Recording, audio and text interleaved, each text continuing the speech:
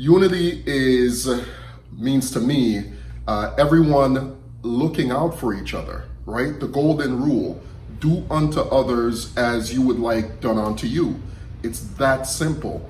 I wish we could get to that point in this country where people genuinely care and look out for each other's well-being, and I think we'd be better off.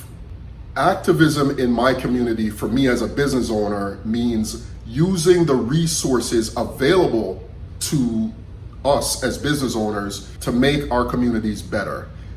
Whether that's financial resources, whether that's sweat equity, whatever that means in terms of helping our neighbors, helping our communities that we live in become a better place. After being a realtor and now a licensed broker in the state of Florida for the past 7 or 8 years, I'm acutely aware of the disparity in the minority community, the Black and brown community, of homeownership rates. I think there's about a 20 or 30% difference in homeownership rate in certain minority communities, and this is one of the most influential factors to building wealth in America. It's a big deal. So that's why I started Cashback Realty. And I always say what we do is in our name, right? Part of our business model is actually contributing to home ownership. When someone goes to buy a house, getting them cash back to help them purchase the home that they want. So